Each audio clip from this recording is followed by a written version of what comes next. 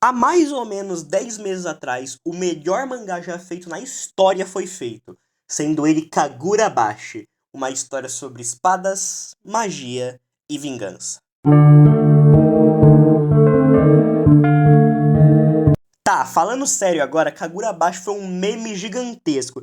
Em resumo, Kagurabashi é basicamente uma obra que surgiu lá pro final do ano passado e se tornou um meme mundial. Simplesmente todo mundo do mundo começou a falar sobre Kagurabashi de algum nicho, pelo menos.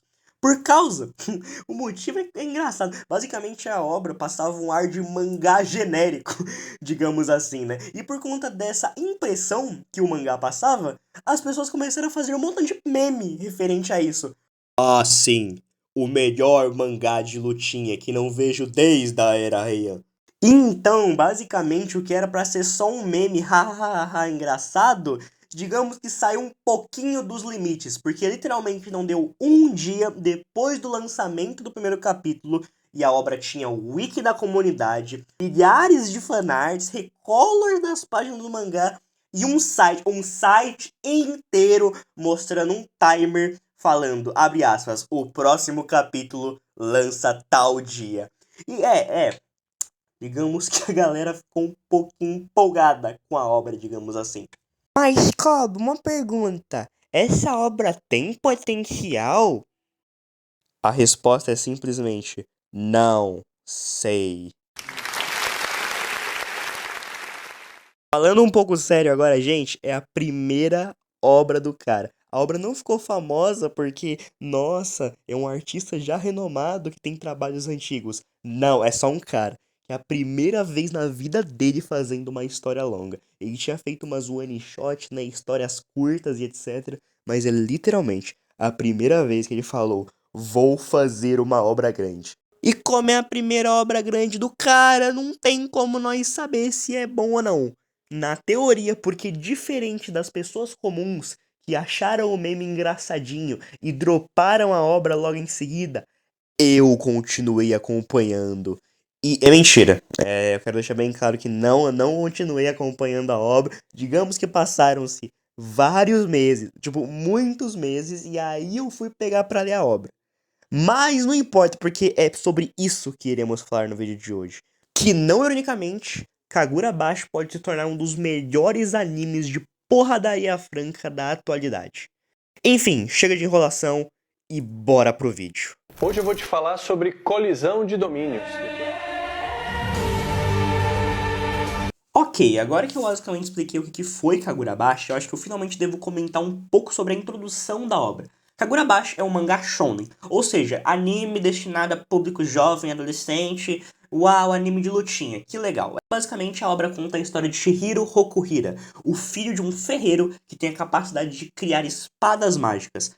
E essas espadas são tão poderosas que elas simplesmente acabaram com uma grande guerra que ocorreu há um tempo atrás. E basicamente o começo da obra é basicamente só uma introduçãozinha bem interessante, que basicamente mostra o Shihiro e a relação dele com o pai dele.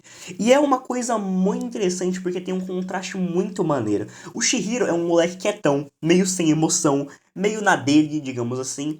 Enquanto isso tem o pai dele, que enquanto ele tá fazendo as espadas mágicas, trabalhando com o seu trabalho de ferreiro, e fica no modo sério, 100% concentrado, fora do trabalho, o cara é um bobão, mano. Basicamente, o cara simplesmente é um comédia. E a comédia que é construída junto com esse cara é muito engraçado. Tem uma parte. A parte é boa. O Shigeru fala: ah, pai, cadê você? Aí tá lá o cara conversando com os peixes dourados. Não é possível, mano. O cara tá simplesmente trocando umas ideias com os peixes. E eu acho isso muito engraçado. E é isso. Basicamente, esse capítulo serve para deixar a gente contextualizado de algumas coisas da obra. E eu acho isso muito importante. Eu odeio quando uma obra simplesmente não explica nada no primeiro capítulo. Sabe por quê? Porque o primeiro capítulo dá pra te fisgar, entendeu? Pra pegar você que nem um peixinho. Tchuki, tchuki, tchuki. Entendeu? Então, tipo assim. É basicamente pra isso que serve, entendeu? O primeiro capítulo. Pra deixar o leitor fisgado e apresentar alguma coisa interessante. Então a obra não apresenta nada, é meio paia. Pelo menos essa daqui fez uma comédia interessante no começo.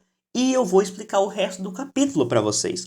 Basicamente, depois de um tempo que eles estão lá conversando, mostrando um pouco da vida cotidiana do Shihiro e do pai dele, que eu vou chamar carinhosamente de Hokuhira, basicamente aparece um amigo do pai deles lá, que é o Shiba, que é um personagem que a gente vai acompanhar ele junto com o Chihiro mais pra frente na obra.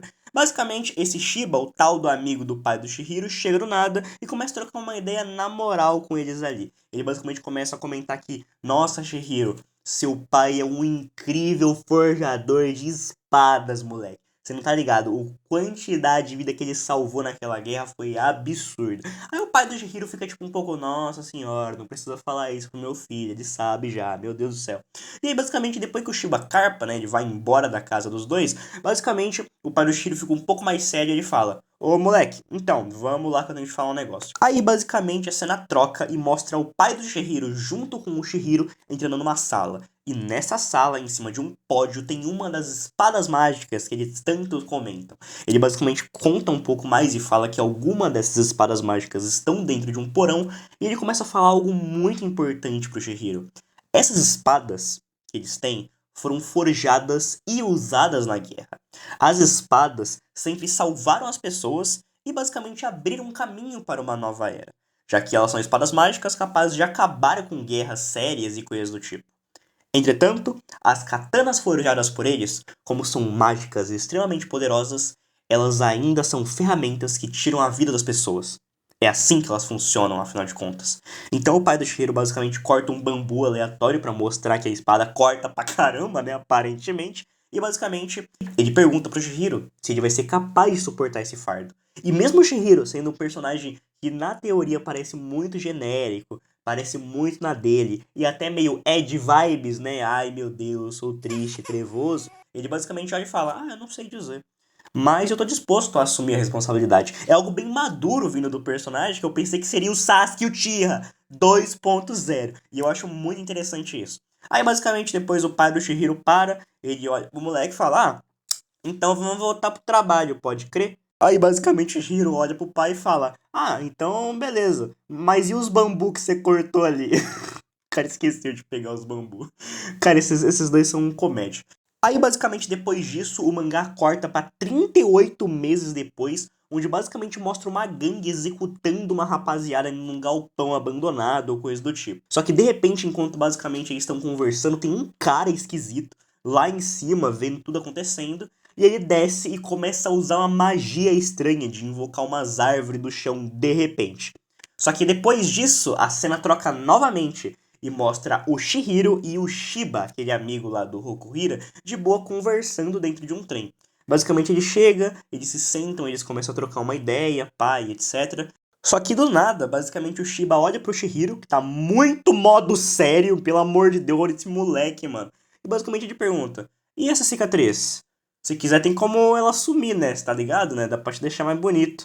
Aí basicamente o nosso mano Chihiro olha pra tela e fala, por causa dessa cicatriz, eu sempre começo o dia com uma boa dose de ódio. Polícia do cringe, não atire, por favor!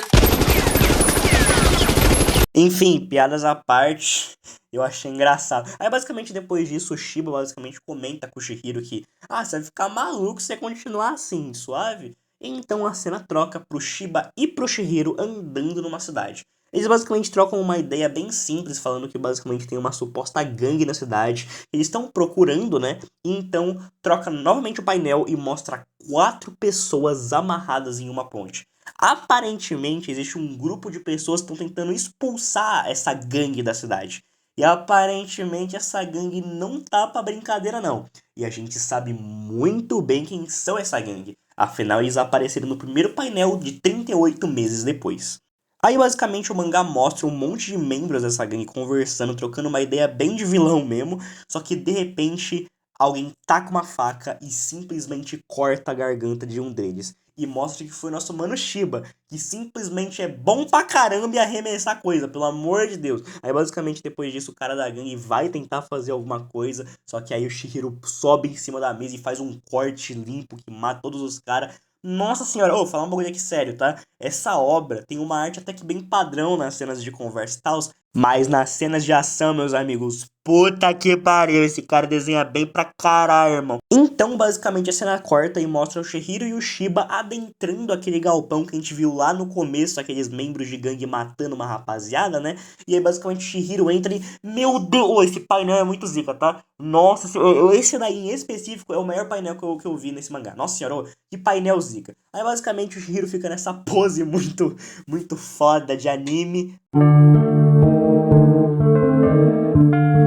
E aí, basicamente, o Chihiro simplesmente começa a interrogar esse membro da gangue aí. Só que quando o cara finalmente vai falar alguma coisa, digamos que o cara explode, vira um monte de planta esquisita. E por sorte, eles não saem feridos. Inclusive, o Shiba sai até bem demais, por sinal. Ele sai tranquilo, segurando um cara e ele faz isso de boa, enquanto o nosso mano Chihiro se machucou até que um pouquinho. Mas bom, por sorte, eles não se machucam muito. E basicamente, finalmente a gente entende tudo o que aconteceu.